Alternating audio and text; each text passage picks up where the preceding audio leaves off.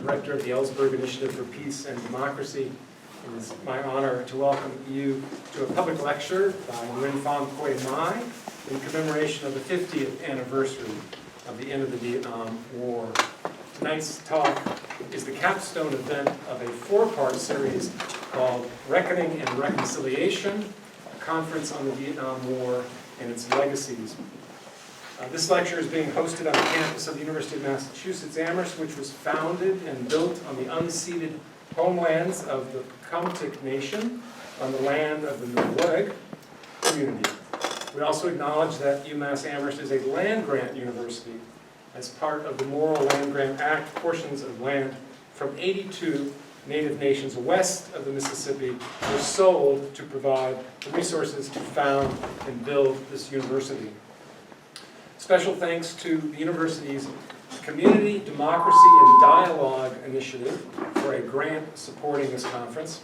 I also want to acknowledge event co-sponsors, particularly the Political Economy Research Institute and the History Department. Thanks as well to Brennan Tierney, Project Assistant for the Ellsberg Initiative, and our student intern, Melissa Dario. Also thanks to Amherst Books for bringing some of Quế Mai's publications. They will be available for purchase, and I'm sure that Quế Mai will be delighted to sign for you after the event. I want to begin with a few words about Daniel Ellsberg, who was the inspiration for our work. In 2019, the Robert Cox Special Collections and University Archives at UMass acquired the papers of Ellsberg, a treasure trove of more than 600 boxes of material. In the 1960s, Ellsberg was a government official who initially supported the American war in Vietnam. In the mid-1960s, he went to Vietnam for 20 months for the State Department in an effort to find a smarter, more effective way to wage the war. By the end of his time in Vietnam, he had concluded that the war was an unwinnable stalemate from which the United States should find a face-saving exit. By 1969, he had come to a much more radical position.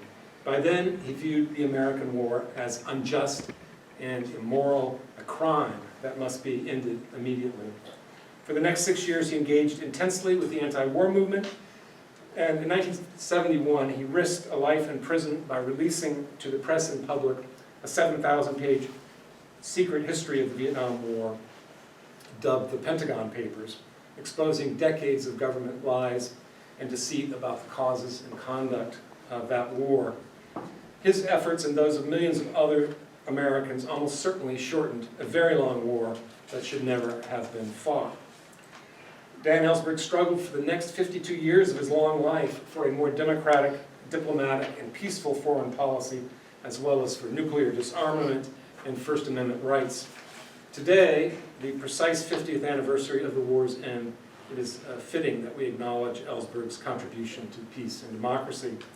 It is also crucial that we seek to understand and acknowledge the extraordinary efforts and sacrifices of the many millions of Vietnamese who struggled throughout history to determine their own future. If you want to learn more about the work of the Ellsberg Initiative, please visit our website. It's simple one to find, just eipad.org. After the lecture, we'll have time for questions, so let me now introduce our speaker.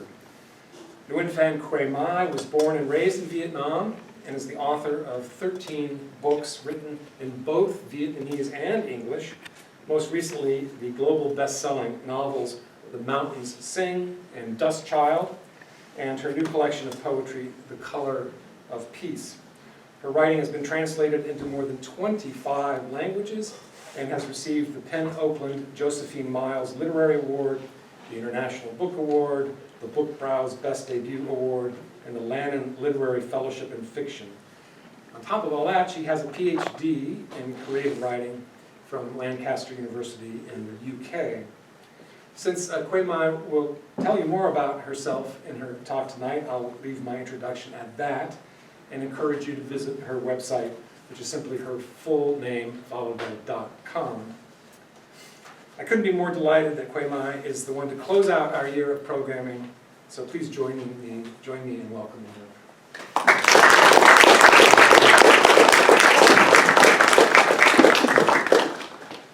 Gian bếp của mẹ. Qua đôi mắt tuổi thơ tôi nhìn mẹ tôi, tất cả trong gian bếp được dựng lên bằng rơm và bùn quánh. Mẹ nhấc lửa lên quấy nắng vào nồi cơm đang sôi, và áo mẹ đậm hương thơm của mùa gặt mới, tay mẹ mớm rơm khô cho ngọn lửa đói bập bùng. Tôi muốn đến cạnh bên và giúp mẹ, nhưng đứa trẻ trong tôi kéo tôi chui vào góc bếp tối thẳm. Từ nơi đó tôi nhìn gương mặt mẹ dày vẻ đẹp cách bừng lên trong gian khổ, và cách hát cho cơm sôi bằng đôi tay rám nắng của người.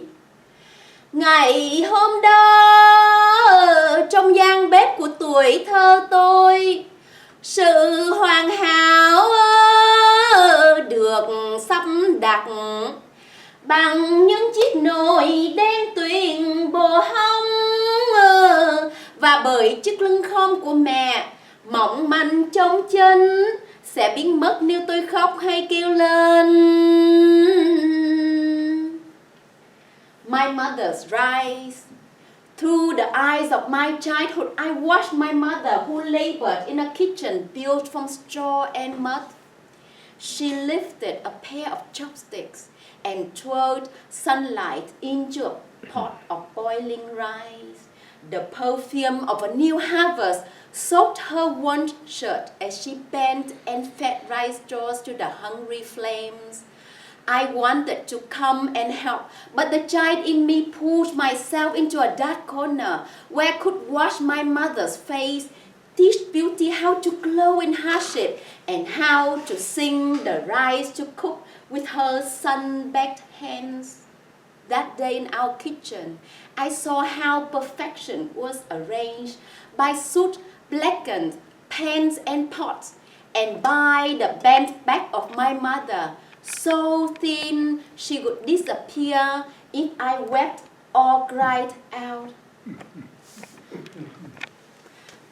Thank you so much. It's a very emotional day for me to be here today. It's emotional because I spoke to my mom today, and she talked about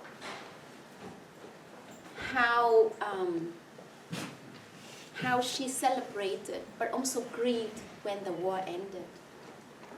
She celebrated because she no longer had to hide from the bombs. She no longer had to take her students to the mountains to escape the bombing so that she would be able to continue her teaching. She no longer had to wait for the return of her brother who had to fight in the war, but she grieved for so many millions of people who lost their lives in this terrible war. Vietnamese from North Vietnam or South Vietnam, or Americans, or people from the Philippines, from Australia, Laos, Cambodia. Too many lives lost.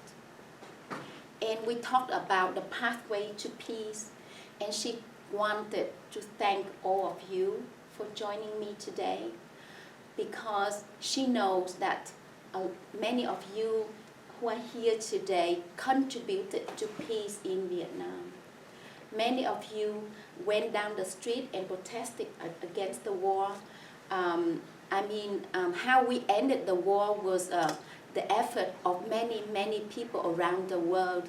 And I just hope that I will live long enough to see the day when there is no war on earth. I just want to share with you the fact that when I was a small girl, standing on the dirt road of my village, I was looking at the people who had lost their family members or their arms or legs. I was looking at the devastations around me, and I told myself as a little girl, just look at this. How can we do this to each other? And as a little girl, I told myself the human race would not be so stupid as to wage another war. But 50 years from the war, people in Vietnam, Laos, Cambodia still die from unexploded bombs. Million tons of bombs were dropped onto Vietnam, Laos, and Cambodia. And many millions pieces of unexploded ordnance are still buried in our soil. Recently, Ron Carver, a peace activist who's here, went to Cambodia, and he visited a place where 2 young kids were killed by an exploded ordnance when they were playing on a rice field, when their father and uncle were working on that rice field. Isn't that horrible? 50 years after the war. Isn't it so horrible that 50 years after the war, children are still being born deformed from Agent Orange? How can we keep doing this to each other? Every day my heart pains when I look at the images of Gaza, of Ukraine. I think about all the innocent children who have to die because humans do not learn how to work with other humans. We create this circle of hatred. And Master Thich Nhat Hanh, the Vietnamese Zen master, really, all his life and his work is about to promote peace. And he promotes the notion that we as humans, we need to forgive. We need to learn how to love, because love can conquer all the hatred and violence. And I really dream that one day the human race would grow so that we learn how to love each other rather than kill each other. In the end, we are all children of Mother Earth. So there is no reason, we don't know, there is no reason that we keep fighting and we keep killing each other like today. And my fear is that one day the human race could make ourselves extinct because of what we do to our environment, what we do to each other. So my books are about my cause for peace and for humans to love humans more. So thank you so much for having me today once again. So, because our world is full of sorrow and pain, so I wanted to celebrate, the Vietnamese heritage with you today. You heard my poem about my mother's rice, and rice is so important to the Vietnamese culture, so that when we want to ask someone how they are, we say, ăn cơm chưa? Have you eaten rice? So, and how many of you, who knows how many Vietnamese dishes there are? Can you guess? Okay, so to answer this question, actually I did a Google search. So we have more than 3,000 dishes. Okay, 3,000 dishes, and I think here in Amos, do I sound like a local? Amos. I learned yesterday. There is the restaurant called Miss Saigon. I don't recommend you to watch Miss Saigon, but Miss Saigon I heard is a good restaurant, and you could go there to try Vietnamese food. But our cuisine is so varied. We have, we have different regions of Vietnam, and we have more than 54 groups of ethnicity. So each group has our own cuisine. And I love cooking and I love eating, and that's part of being Vietnamese. We love eating. So I can tell you about some of the favorite dishes that I put into my books. And normally the readers, they tell me, they often get hungry when I read my book because I bring in some of my favorite dishes. So for example, one of the dishes is pho. Pho is something which is very healthy because we cook it with, like cinnamon. My name, by the way, means cinnamon. Can you say quế? Quế. Quế? Quế. Quế means cinnamon. And when I got published, my name, my publisher of my very first book in English actually took out the Vietnamese tone of mouth. So my name became Que. Can you say Que? Que. Que means a stick, right? So from cinnamon, I became a stick, which is not very nice. So that's why later on, I insisted that my names are kept in the original format with all the funny tonal marks. But I will explain later how important they are. So anyway, I was talking about pho. So pho is very healthy, and you know, I grew up, you know, under the American trade embargo, so we did not have enough to eat. And it was always a luxury when I was able to enjoy pho. So I would often pretend to be sick, so my mom could go out and buy a bowl of pho. So of course I had to bring it into my book. And you know, I also have this dish that you don't normally find in a Vietnamese restaurant, and it is in the mountain Sing. This dish is called tép rang khế. So I used to go out to the rice field and catch tiny shrimps, and then go home and clam up my star fruit and pick the ripe star fruits. And my mom would cook it with chili, fish sauce, and onions. And it's the most delicious dish. You need to try it. So I bring in my favorite dishes into my books to highlight that, you know, Vietnam is a country of more than 4,000 years of history and culture rather than the war. And also, I'm sure you all know bánh mì, right? Who haven't eaten a bánh mì? Raise your hand. No, not yet. You need to try. It's one of, you know, it's delightful. It's it's crunchy and it's sour and it's salty. I mean, it evokes all your senses. And I brought bánh mì into my second novel, Dust Child, and I wrote this. When France invaded Vietnam, we took the bread and made it better. Any French people in this room? But actually you know, France colonized Vietnam for many years, and they did bring the French bread. And we turned it into the Vietnamese sandwich. So we put pickles, vegetables, and you can see we have coriander here as well. So you need to try bánh mì. So, who has been to Vietnam and what is your impression? You have been to Vietnam? Yes? So, Richard, Yes.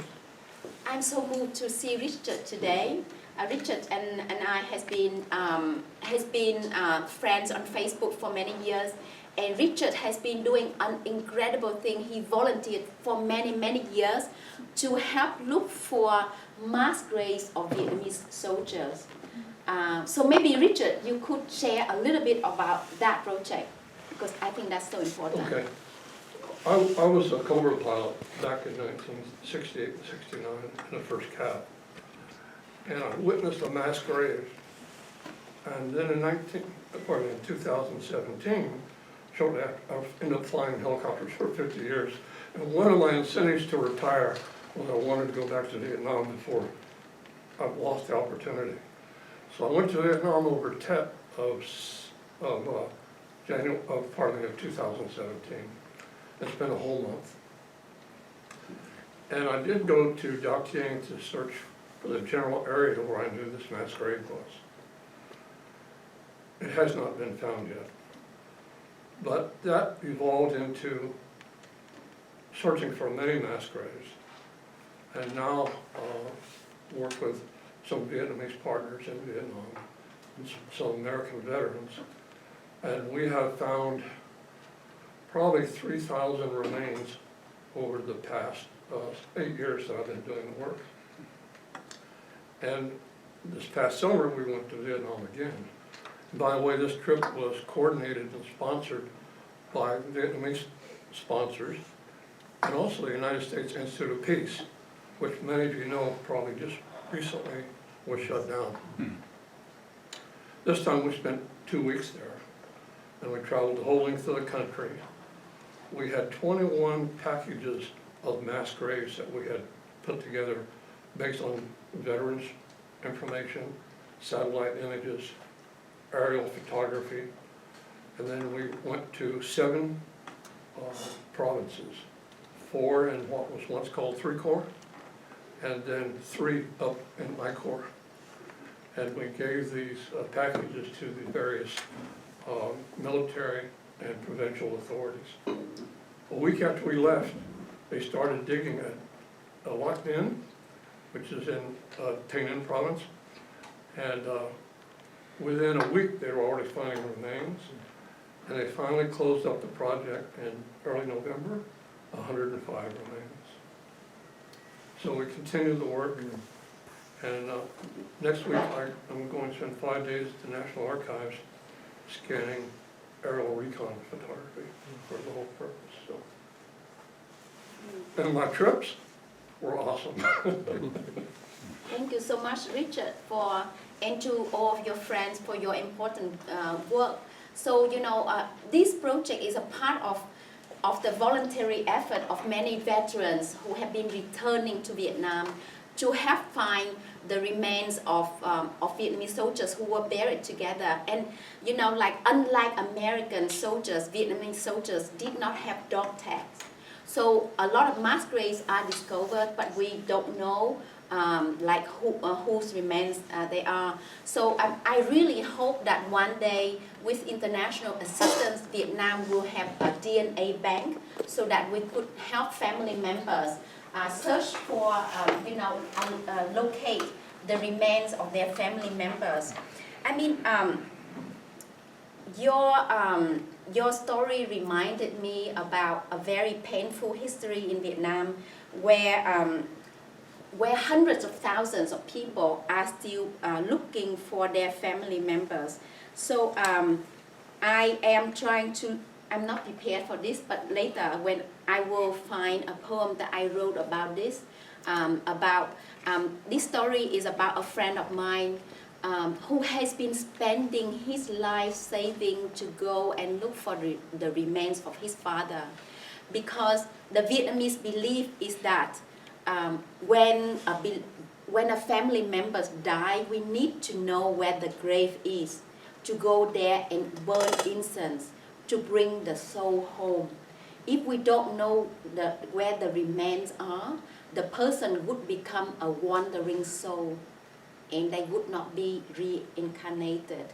So the issue of finding mass graves are really, really important. And this is one of the legacy of the war, which has left a lot of pain for many Vietnamese people. Because my friend's mother told him, if we do not find the remains of your father, when I die, I would not be able to close my eyes.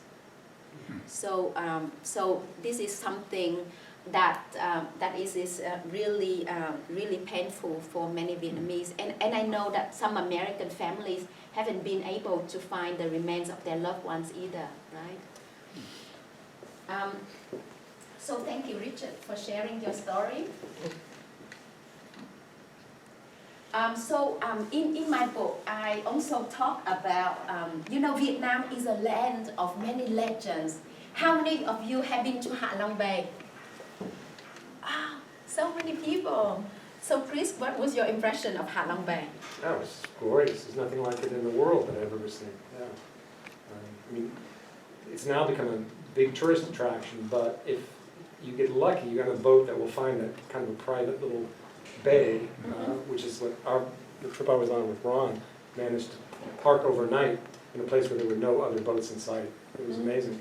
Yeah, so Hạ Long Bay is a World Heritage Site, and true to the fact that Vietnam is a land of legends, there's a legend about Hạ Long Bay. So in the ancient time when Vietnam was attacked by the Chinese army, heaven sent dragons who kind of who was like coughing out these jewels that landed onto the bay, that rose into mountains that prevented the advance of the Chinese ships. So there are many mountains like that in Hạ Long Bay. And one special thing about Hạ Long Bay is that there is something called Poem Mountain, núi bài thơ. So on this mountain, there are many ancient poems that are carved onto the stone, and I translated this poem by Emperor Lê Thánh Tông, which our emperor visited that place in 1468, and he wrote a poem which I translated and published in The Color of Peace. And the poem ended with these lines: throughout history, southern rivers and mountains stand. With martial arts and letters, we've laid the foundation of our land. So Vietnamese people, we love peace rather than wars. We love literature rather than fighting. So if you go to Vietnam, you should try to attend the Poetry Day of Vietnam, which is in the middle of the first Lunar New Year. So how many of you have been to the Temple of Literature in Hanoi? Yes? You have been there? What do you think about the Temple of Literature? I went there as like a very small kid, but I can remember it was, I guess, everyone was there to celebrate like education, and it was like very crazy that such an institution is like was like there back in the day, and it is still there now, and it's a place where you go and when you wish for luck, you wish for prosperity in your like education journey, and it was very special to me as a kid going there with my family members. Oh, thank you so much for sharing this special story. Yes, and we go there to wish for luck, especially before the exams, right? And during the Vietnamese New Year, there are like calligraphy artists who are there to give people luck with their writing. So you can go there and ask them for a word, and they would choose that word for you. So you don't tell them what you would like them to write for you. You ask them for something, and they will write that special word, and people would bring it home and hang it in their living room. So, you know, on the Poetry Day of Vietnam, which I had the pleasure of performing a few times, at the first ever university in Vietnam, the Temple of Literature, 1,000 people came to listen to poetry, and we would perform like I was singing to you before. So this form of poetry performance is called ngâm thơ. Can you say ngâm thơ? Ngâm thơ. Ngâm thơ is to soak in poetry.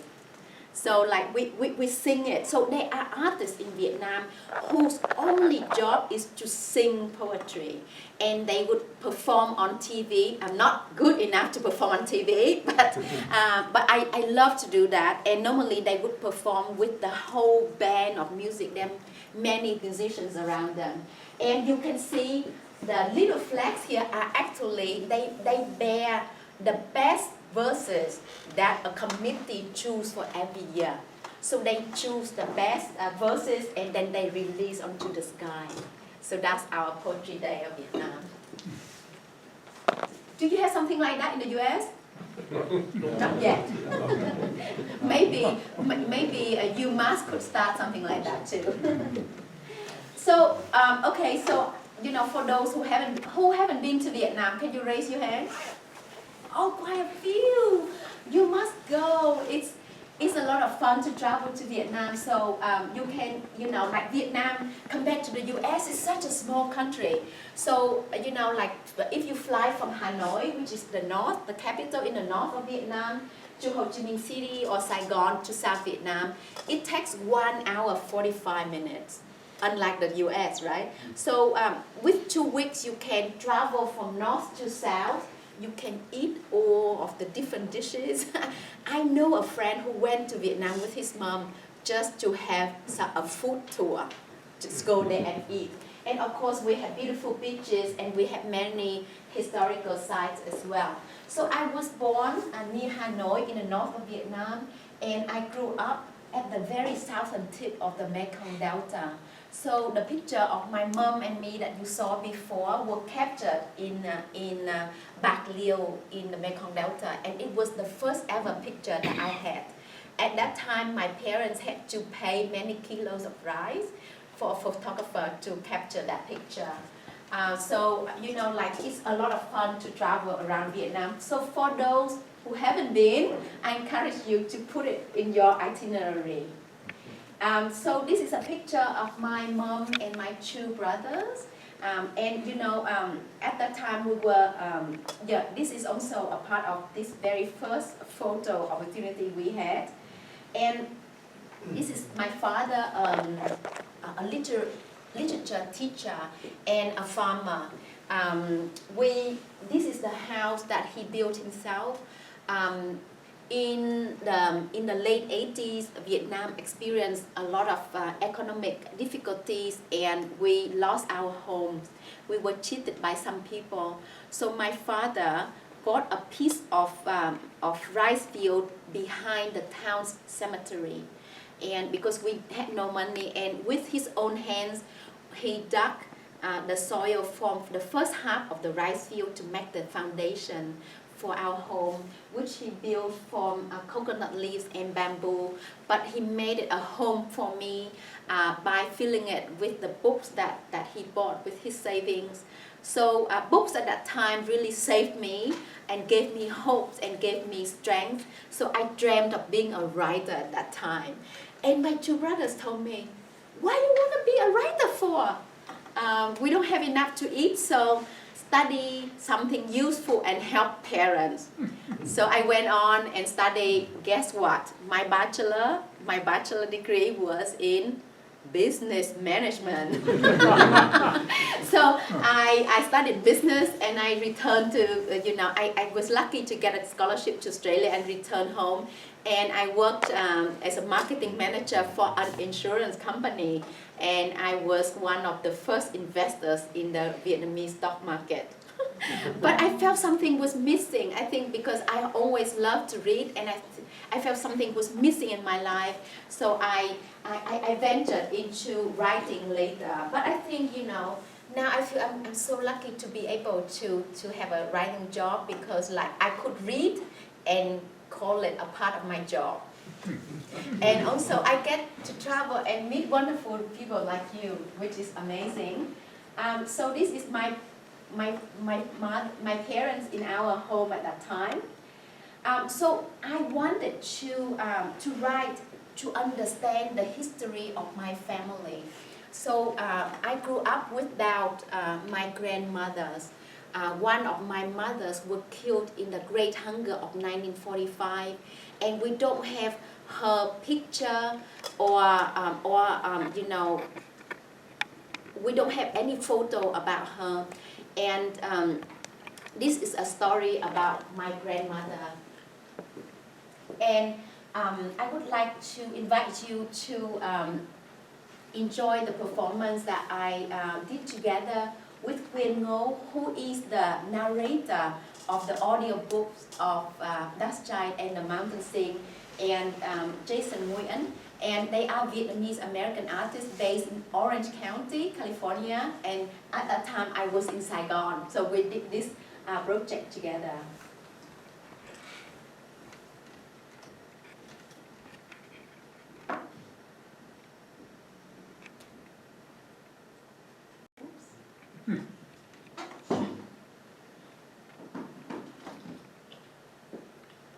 There should be a link.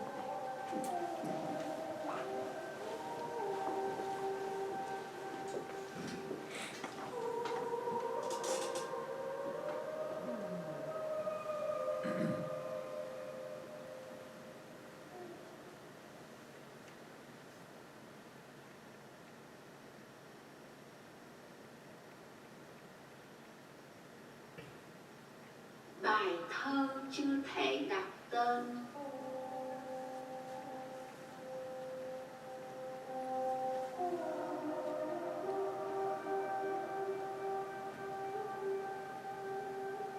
Nên bát cơm trên tay những hạt gạo gặt từ cánh đồng bà tôi nằm xuống. Từng hạt gạo ngọt thơm như lời ru của bà người tôi chưa hề biết mặt. Tôi hình khuôn mặt bà mềm mại, quần áo tơi tả, da đắm chặt với xương. Trận đói năm 45 làng tôi đói mồ chôn xác chết.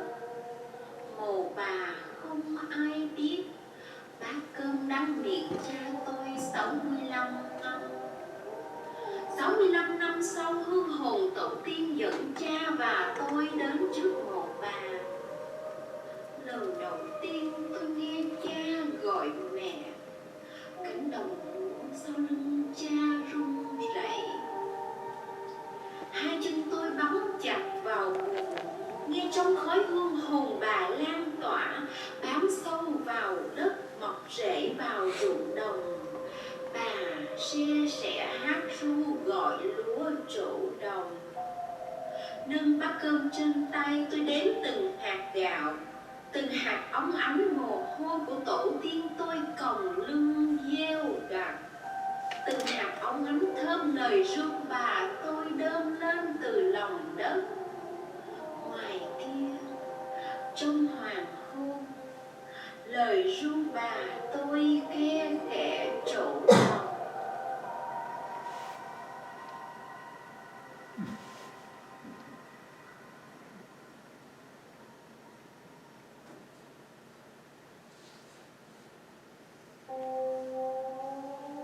The poem I can't yet name.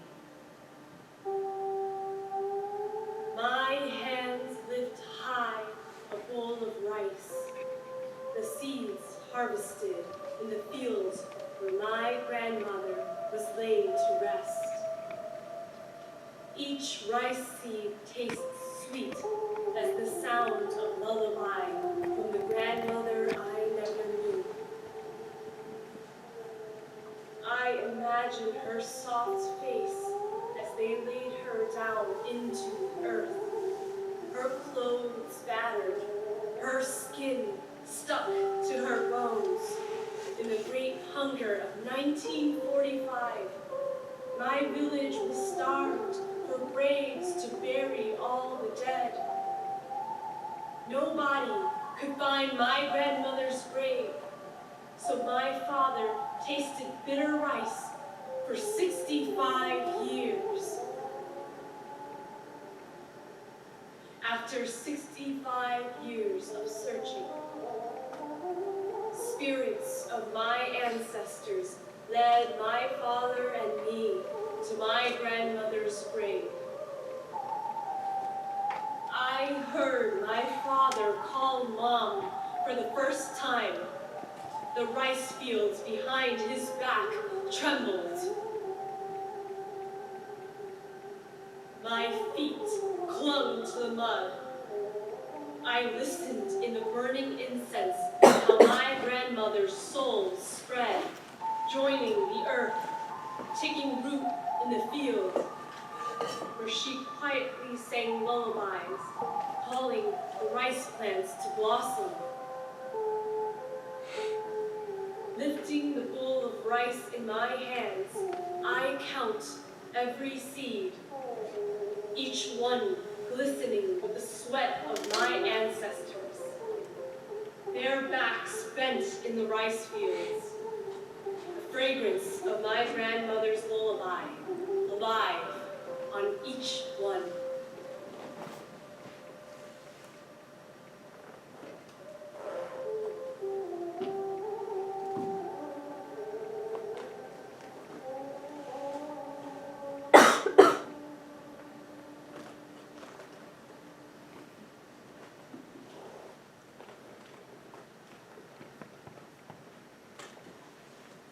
So as a writer, thank you. As a writer, I wanted to document untold stories about Vietnamese history, you know. So the Great Hunger was caused during the French and the Japanese occupation of Vietnam.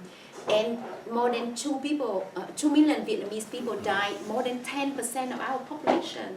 But so few books have been written about it, so few poems as well. So I felt compelled to document it. So I started my writing journey, guess where? On a motorbike. So every day I was driving. At the time I live in Hanoi. Every day I was driving from home to work. And you know, the joy of being on a motorbike and in Hanoi was so great that I started composing my poetry. And before I knew it, I had my first collection. And I also went on to write prose and also short fiction. And It was through the work of veterans that I found the purpose of my writing. I saw the pain and the sorrow in the writing of many Vietnamese veterans as well, so I translated their work. For example, the great Vietnamese poets Nguyễn Phan Quế Mai, they were a part of the war, and they documented all the sorrow and the hope for peace. And I also translated quite a few American poets, one of whom is Bruce Weigel. Who know Bruce poetry? Jim, could you tell us a little bit why your thoughts about Bruce poetry? I don't think I would do it very well, but I know who would. The guy with the camera over there. Doug. Doug, why don't you tell us a little bit about Bruce's poetry? Say again, please. Why don't you tell us a little bit about Bruce's poetry? I've only read a little bit. He's an extraordinary poet. The Song of Napalm was a book that inspired me to write myself. And he's brilliant. You know, he's an instinctive poet. He's not at all pretentious. I think he was probably uncomfortable in academia, but he could write brilliantly. This book is amazing. Some of these poems are very hard to read. The poems, his poems, you're right, are very hard to read because they confront the horror of war, right? So when I read his poetry, I felt like I met him at a conference and I heard him read. And then I went online and I found all of his poetry books and I read all of them. And I put together into a book of poetry after the rain stopped pounding, and I translated into Vietnamese. And I brought him on a book tour around Vietnam, and the remarkable thing was that many Vietnamese veterans came and listened to him, and they cried together, they shared their tears, and it was really life-changing for me to see the power of literature, that we could humanize all sides.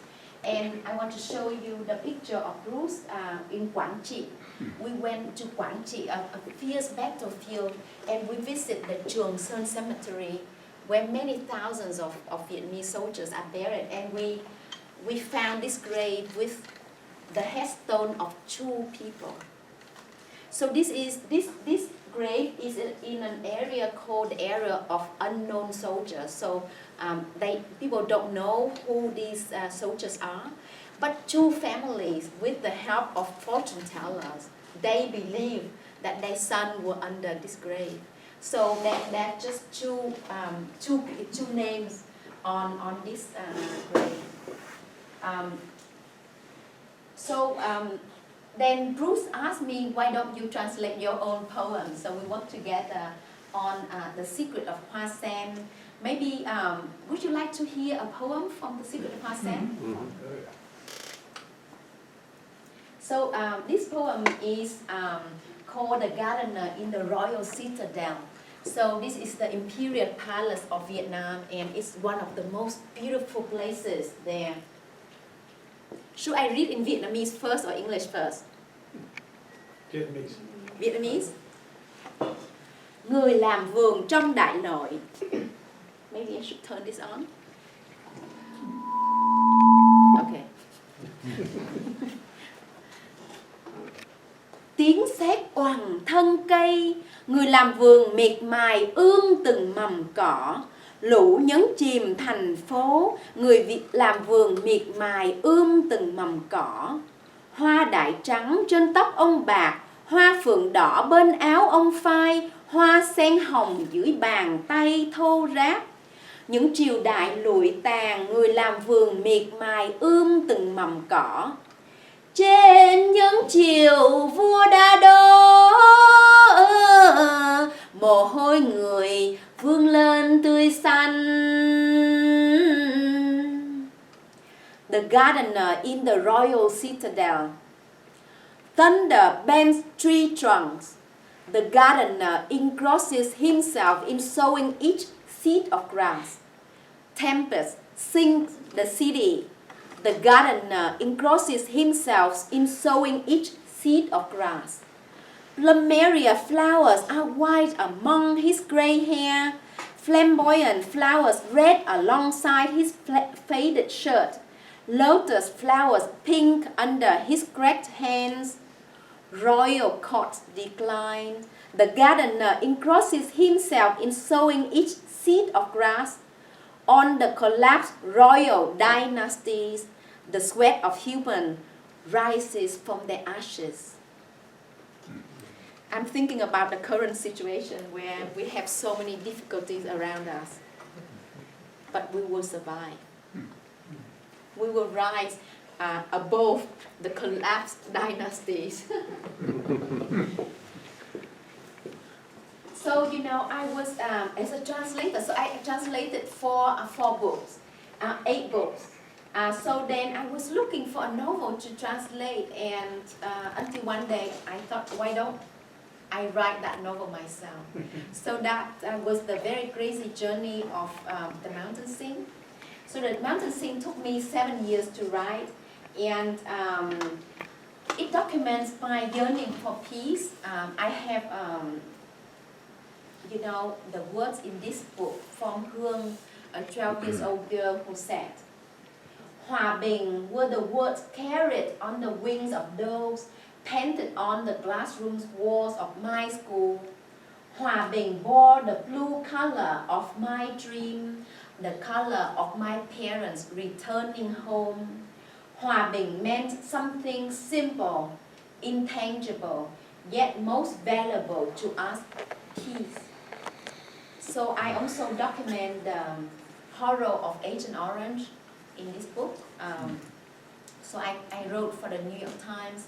And this is something that upset me a lot because, you know, during the war, so many millions of gallons of chemicals were sprayed onto Vietnam.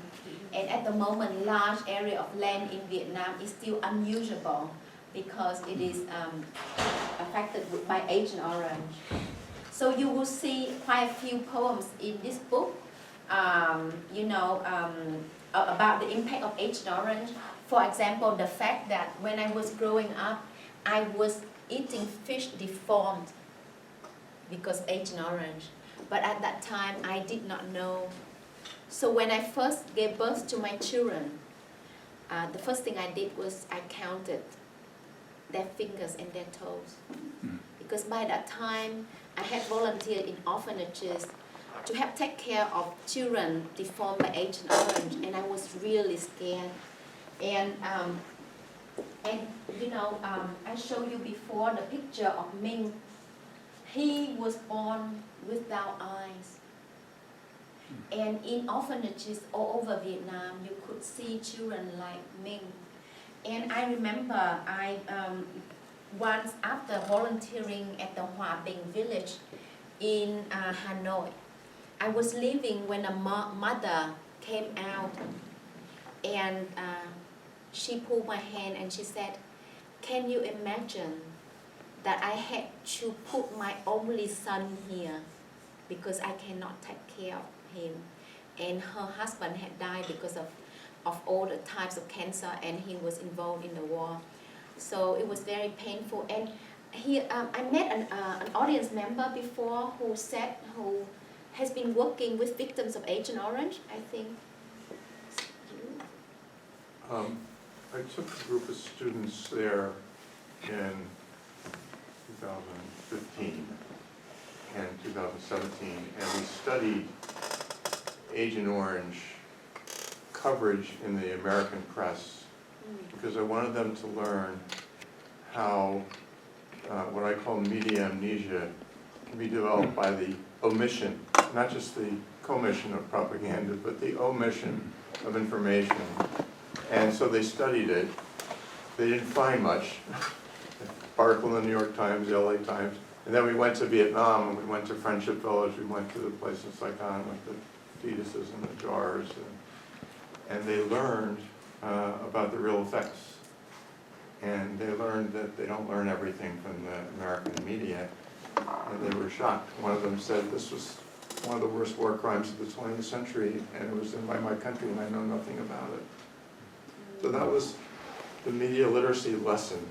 But the more important lesson was they learned about the friendship of the Vietnamese people toward themselves. And they were also amazed. They said, how could they be, after seeing the evidence of the destruction, how could they be so friendly to us, so welcoming? And I said, well, yeah, that's the experience of all the vets that have gone back, and certainly, you know, my experience.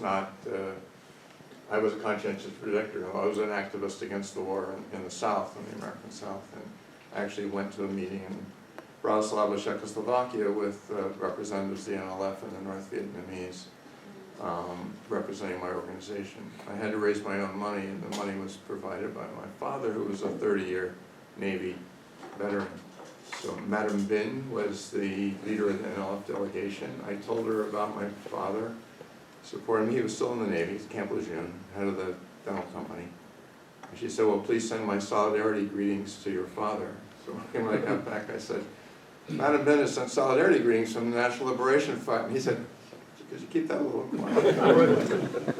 But no, she greeted us when I came back with the students. We had a formal meeting with the Friendship Association, and Chuck Searcy was there with Project Renew. They also met with him about Unexplained. And I knew him from the Southern Movement. He actually came out of with the organization I was chair of in the 60s. So, yeah, I just think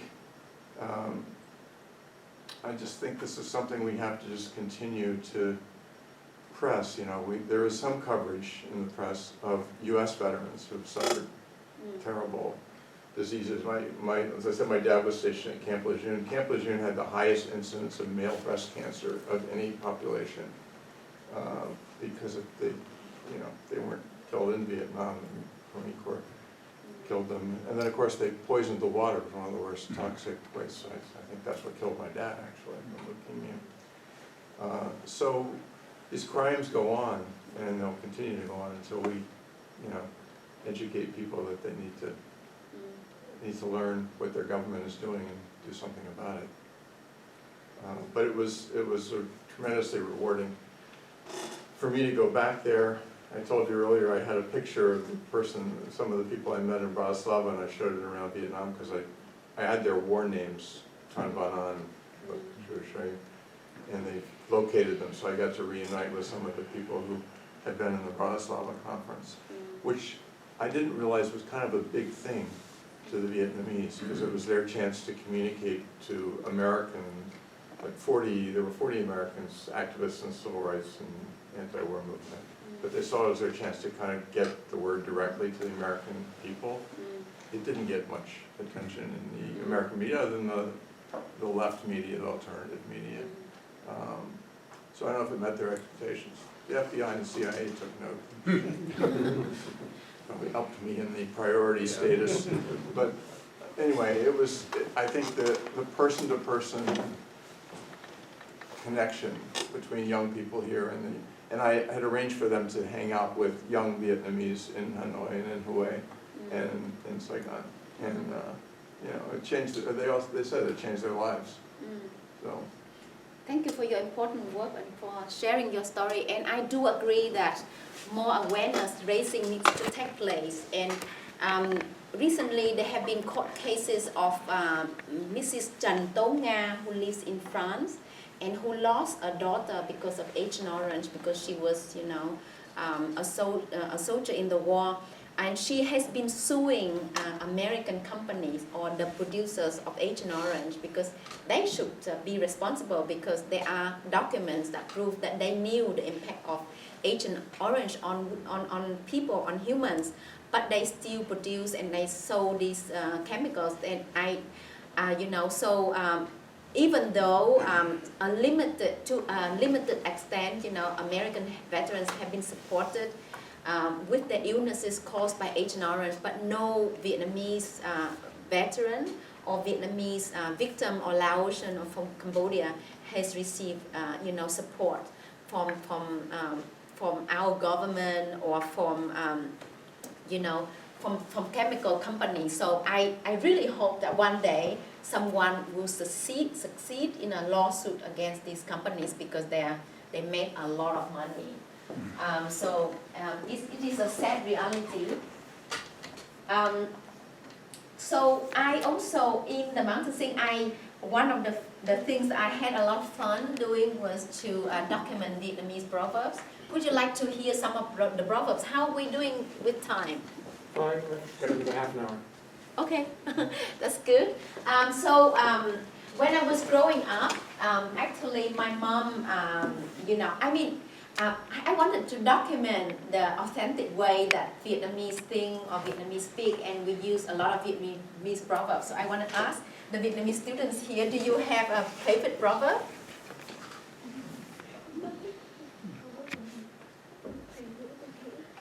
Nothing really comes to mind on the spot. Uh-huh. Do you? I would say my favorite would be có công mài sắt có ngày lên kim.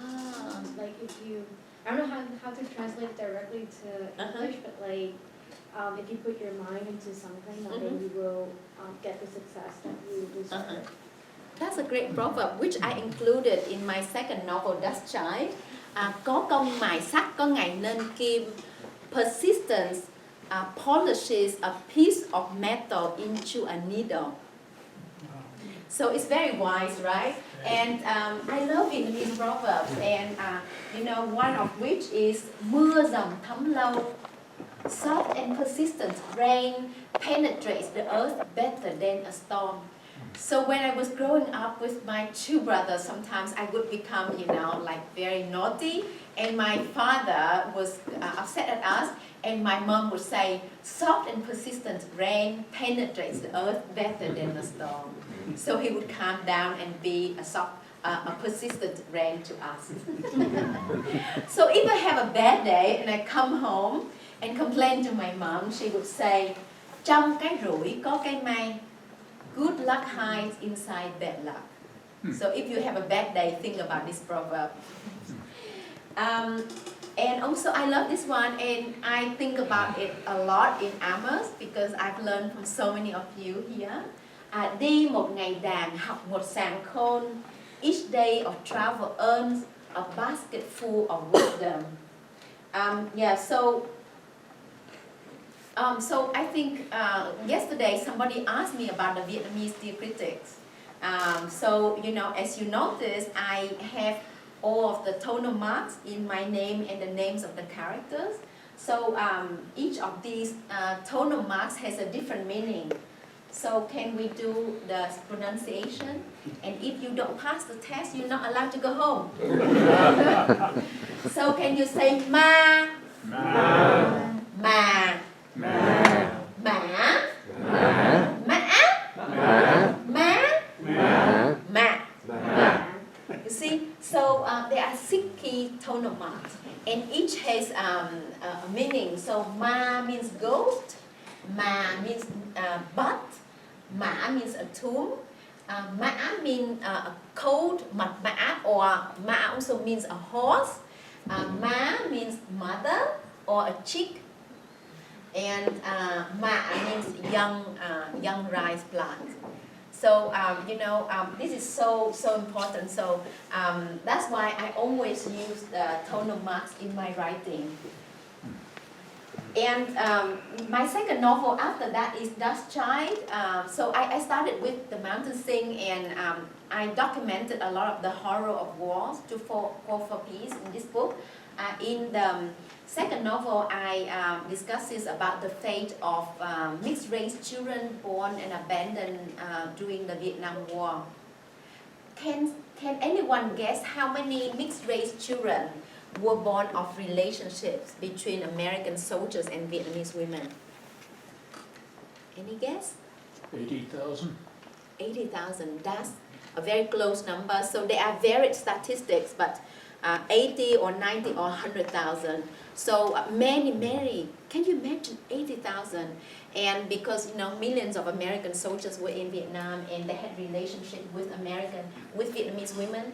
So this novel was inspired by my real life journalistic work in helping American veterans to reunite with their former Vietnamese girlfriends, because these men had been going back to Vietnam to look for the girlfriends, so that they could meet their responsibilities as fathers.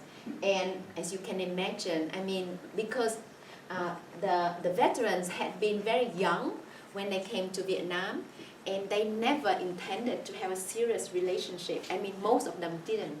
So when the Vietnamese girlfriends got pregnant, you know, they were scared, so they did not accept responsibilities. And a lot of these Vietnamese women were very young as well. So when, you know, they had the children, they didn't know what to do. So a lot of them had to give up their kids to the orphanages.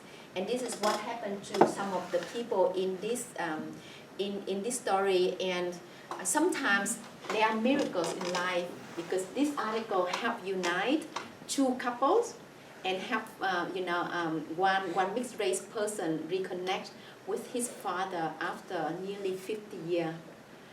So without, you know, I really hope with my writing I could you know have a real life impact. There have been quite a few adoptees who reached out to me after reading this book.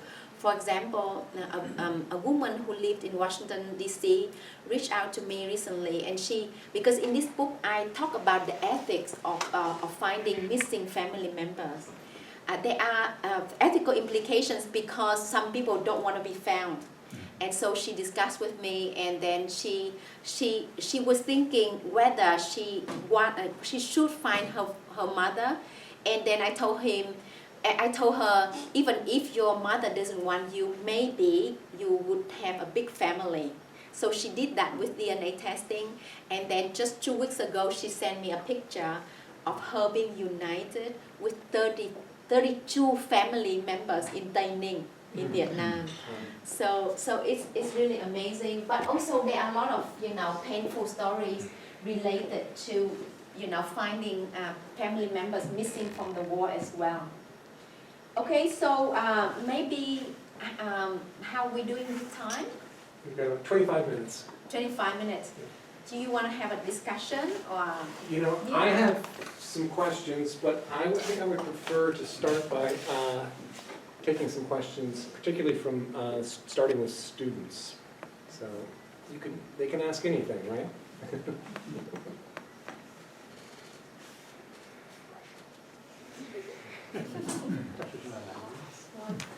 So you talked about the children who had birth defects because of Agent Orange, and I know that with past wars like World War II with the bombs in Hiroshima and Nagasaki, the people who had long-lasting injuries and health defects because of that were treated not well by Japanese society. So I was wondering if you knew anything about how the children with birth defects because of Agent Orange were treated in Vietnamese society. Oh, that's a tough question. Actually,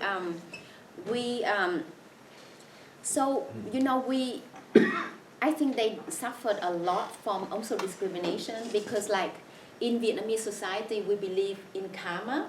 So I know a mother whose child had cancer, and actually she was being blamed by her neighbors, who told her, you did because of the things you did in your past life. Your child is like this. And this was horrible. And also because of the lack of understanding, also understanding among our Vietnamese community, because about Agent Orange. So many people don't know this is the impact of the war. But what I do know is that I used to volunteer in the hospital, and I used to work with a team of doctors from Lund University, from Sweden, and they told me that the rate of childhood cancer in Vietnam is really high, and probably it's because of impact of Agent Orange as well. And also because they look at the areas of the cancer were coming from, from the areas that were sprayed during the war as well. So the problem is that, the caretakers are getting old, and also they live in rural areas, so their access to medical services, to psychological support is very limited. So that's a big worry. Thank you for your question. Any other student? Dr. Quế. Yes. Do you have any stories of people you like maybe like a favorite personal personal story of someone you've met impacted by the war? Like an anecdote. Oh, there are just so many stories.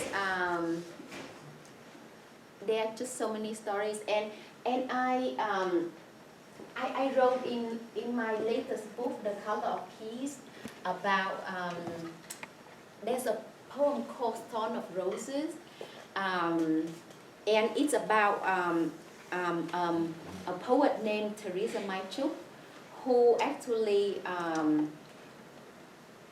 she was 2 years old when she was taken by her mom on a boat, and her father was in re-education camp, and she had to go down on a small boat and went to America, and she kind of documented her family history in many books of poems called Red Thread, and her poems are so moving.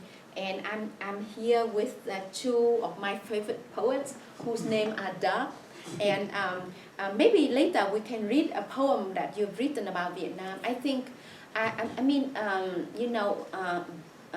Doug Rawlings and Doug Anderson have used, their anger about the war to fight against it with their pen, and they've written incredible poems. So later I would like to share your poetry with us as well. I wish I brought a book. But Doug, maybe Doug could read the poem that the Nepal girl. Yeah. Yes, please. Want me to do it? Yes, please. Because this is a very moving poem, and it highlights something which is so important: the suicide among veterans. Right, I think some people have said more American veterans from the war have committed suicide than were killed in combat. And this poem began as a suicide poem. I live in Central Highlands of Maine, and there's this road called the Ridge Road, which is a serpentine road, esker and stuff, and I imagine driving down this road at 60 or 70 miles an hour, just turning the wheel. Single car suicide, we call that. These are single car suicides. And I was writing this poem, and I happened to read it in a magazine article about Phan Kim Phuc, the girl in the picture, the Napalm girl. She was 9 years old when that picture was taken. And when I was reading this article, my granddaughter was 9 years old. So that's where this poem comes from. I begin with an aphorism, traditional aphorism, Buddhist, I believe.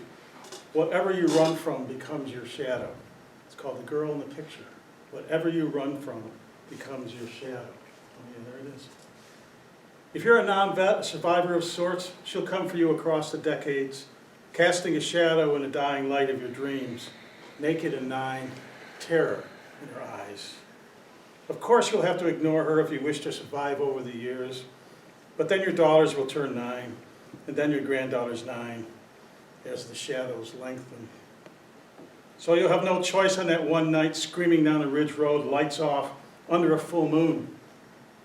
She's standing in the middle of the road, still naked and 9, terror in her eyes. Now you must stop to pick her up, to carry her back home to where she came from, to that gentle village where the forgiving and the forgiven gather at high noon. There are no shadows.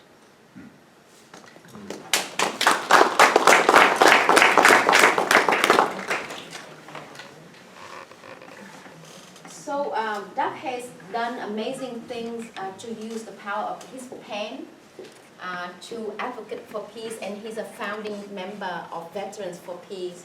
And I think Veterans for Peace have done a lot to foster peace around the world as well. So thank you very much, Doug. Any other questions? I love questions, so we can stay here until midnight. Questions? I think the gentleman had a question. Yeah, I was just curious. I noticed when you were reading your poetry in Vietnamese, towards the end, it always kind of sounded like it was turning into like a bit more of a song. Is that like a core trait of Vietnamese poetry? Is that something that's really implemented?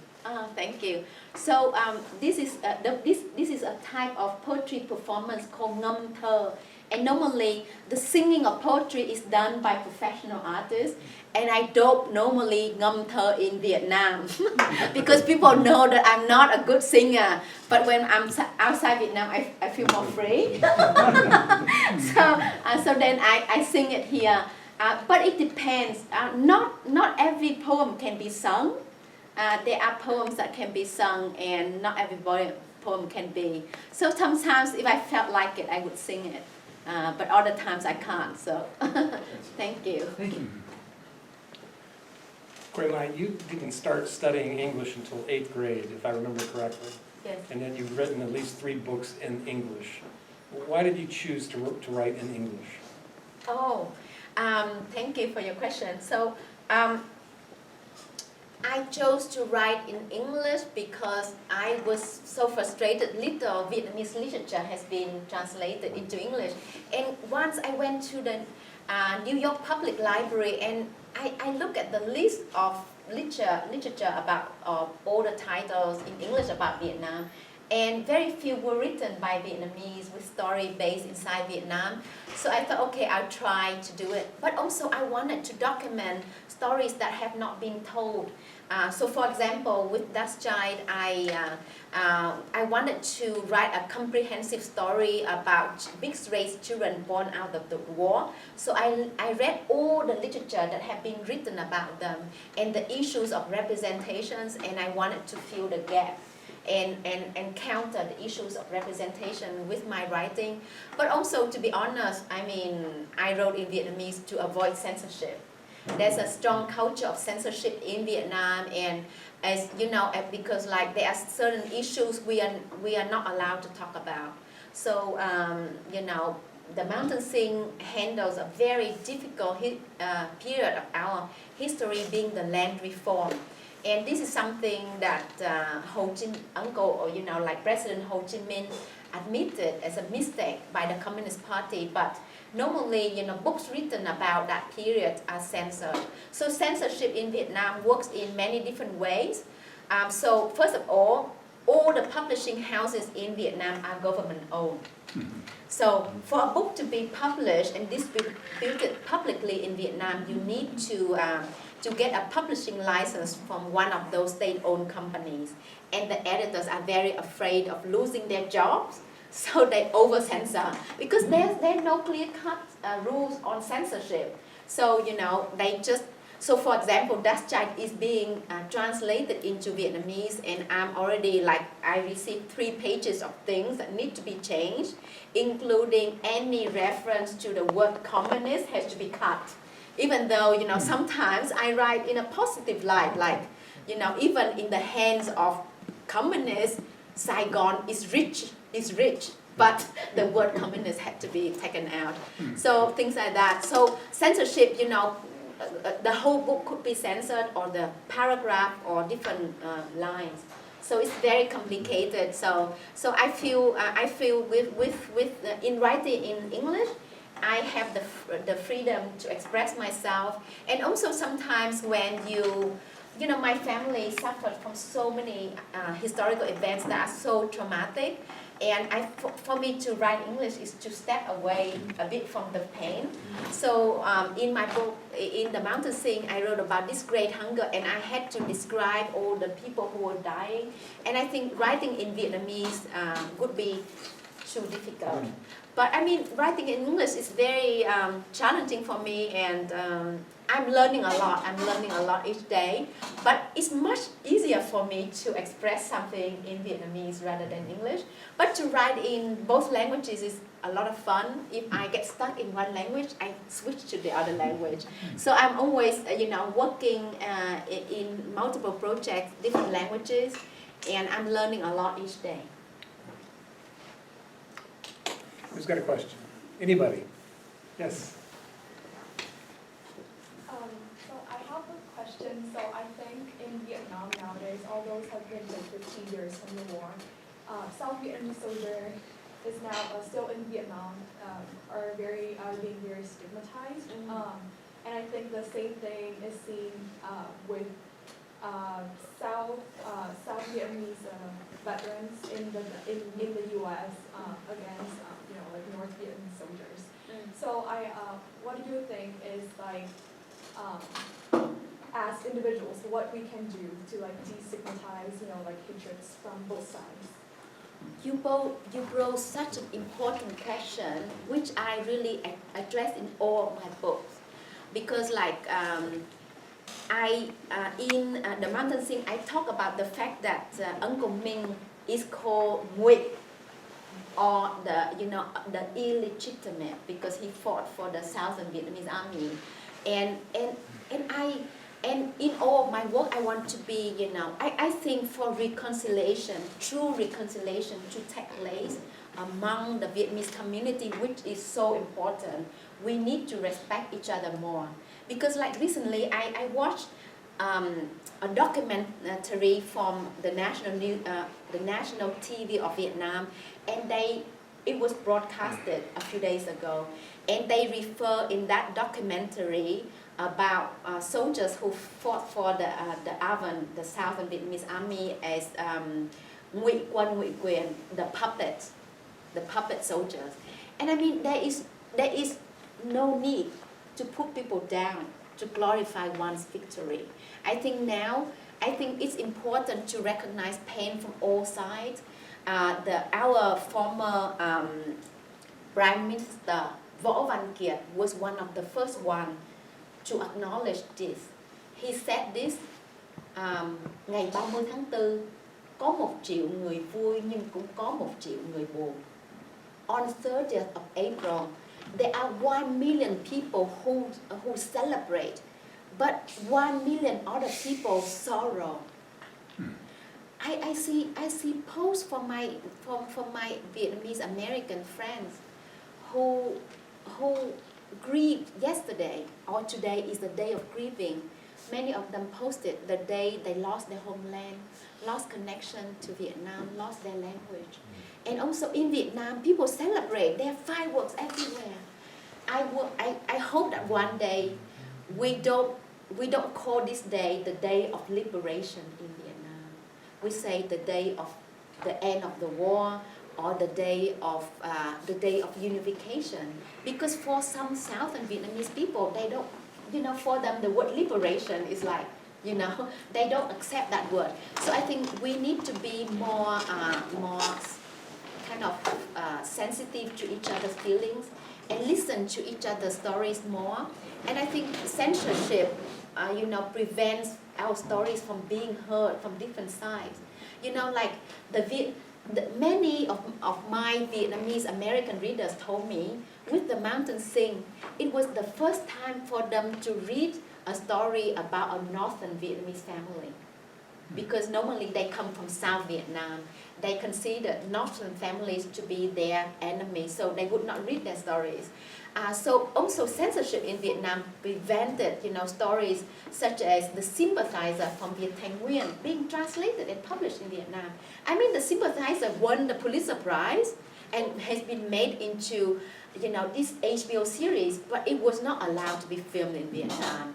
It cannot be published in Vietnam. So I think, for real reconciliation to take place, we need to sit down together, acknowledge each other's trauma, listen to each other's story. And I think we have made so much progress in terms of reconciliation among, between Vietnam and the US. But, like you said, reconciliation within the Vietnamese community is very painful. And until today, there are Vietnamese Americans the older generation, who refuse to go back to Vietnam because they said they lost their families. They lost their country. So I really hope, for events that commemorate the 50th anniversary of the war, which should include voices from people from inside Vietnam, but also the veterans, American veterans, but also AVN veterans. I think I was talking to Greg McNamara, and he said, there's so many documentaries about Vietnam, the war, but they either include the AVN soldiers or the Vietnamese soldiers, so still the two sides do not have real dialogue. Today, the Washington Spectator just published a wonderful essay about that, addressing that very issue. So I highly recommend it. It just came out today. Washington Spectator. Thank you, thank you.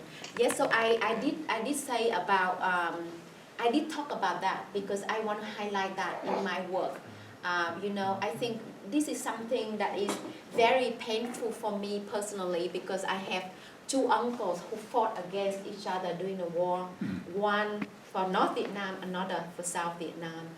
So, you know, this situation happened to many families, and the issue of forgiveness and reconciliation is very difficult. Thank you for your important question.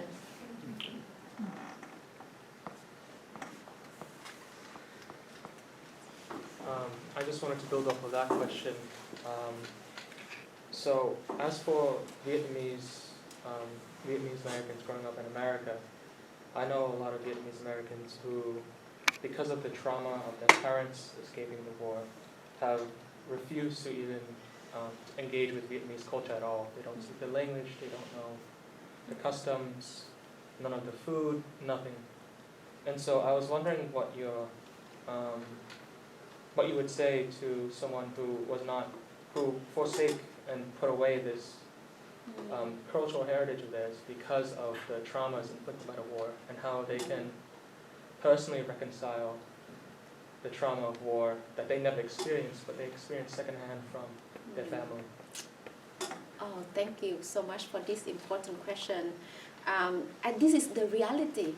This is the reality, and I think I would tell the people the way to heal is feeling pride, feeling proud for your heritage, and travel to Vietnam, because a political regime is different from a country, you know, like the Trump administration cannot define America. So I think for anyone who is the second generation of Vietnamese American, if you go to Vietnam, if you let yourself be swimming in the ocean of Vietnamese language, enjoy the Vietnamese food, you know, like relax on the Vietnamese beach, you feel so proud. And you know, I think that's the pathway to healing. To acknowledge that there is so much to celebrate being Vietnamese, and being Vietnamese is not just about carrying the pain of our past, but also, you know, inherited all that joy, that beauty, that complexity of being Vietnamese as well. So, for example, I have really enjoyed speaking with you, and William, this is William, meet William, and William was born in the US, but he speaks Vietnamese perfectly, and I was so impressed. And I said, were you born in Vietnam? And he said, no, I was born here, and I was the translator for my parents. So, you know, you went against that kind of situation of refusing to speak the language, so I congratulate you. Thank you. It means a lot. Thank you. Thank you. Come on. And I thank Professor Abdi for you know, inviting his amazing students here. William told me so amazing things about his professor, which I already knew. I'm curious about the very local, the Vietnamese refugee population that came here to Amherst and to Western Mass. And we raised our family in South Amherst, and we got to know Vietnamese families. Just such an amazing story.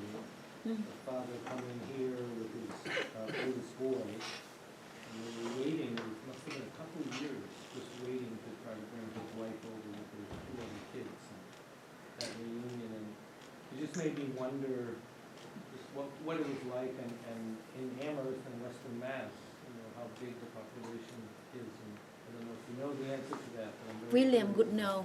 Thank you so much for this question. Yes, we need to talk about the Vietnamese in Amherst. So I come from Springfield, and Springfield is the biggest conduit of Vietnamese Americans here in Western Massachusetts. We have on Dickinson Street, there's the X, and it's like the Vietnamese X, and there used to be 3 good restaurants, now there's only 2.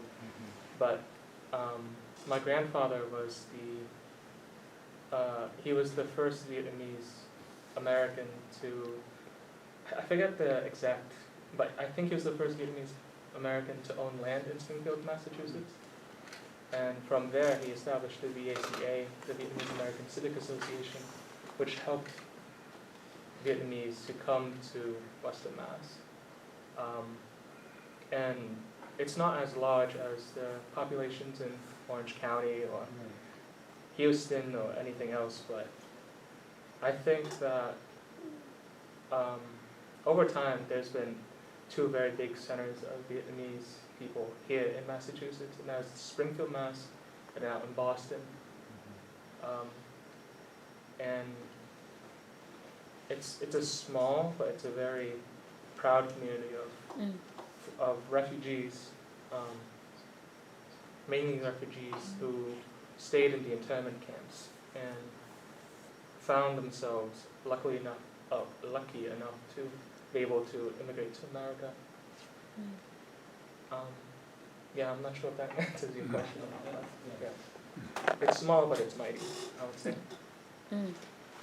Thank you. Thank you so much for that answer. Well, thank you all so much. I think we've really come to the end of our time, but maybe, Quế Mai, you have a few final things you'd like to say.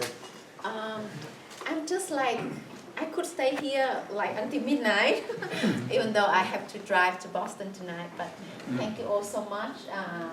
First of all, Professor Chris Abbey for being brave enough to kind of invite me here to give the speech, even though you got to know my work, right, before, so thank you so much. And Jim, thank you so much for your help also for introducing me to Amherst College yesterday as well, so I had a great time there. Brandon, thank you so much for all your help. And Amherst Books, thank you for having copies of my books here. So I would, books make the best gift, so I would There's the businesswoman coming out. So Amherst Books is a wonderful bookstore that have been selling books for 44 years here. And I talked to the owner, so this is Stephanie, and the owner Nat yesterday told me that they're encountering some difficulties because like the textbooks, the bookstore cannot be handling textbooks anymore. There's some issues with that. So if you support the bookstore rather than Amazon, this should be cut from the program. But I think Ned told me that people don't browse the bookstore anymore because of Amazon, and I think browsing a bookstore is such a big pleasure. So thank you so much to all of you for being here, Doug for reading your poem, and to so many of you who surprised me. Doug surprised me, Richard surprised me, so many people surprised me. So thank you so much for being here with me today and to commemorate this emotional day, but also to show me the light of hope and the light of compassion. And I just want to end the program with a verse from the Vietnamese Zen master Thich Nhat Hanh, because I was here, and I know many people are facing a tough time in the U.S. right now, and spring flowers are blooming, and I recall the saying of Master Thich Nhat Hanh: "I lost my smile, but don't worry. The daffodil has it." Thank you.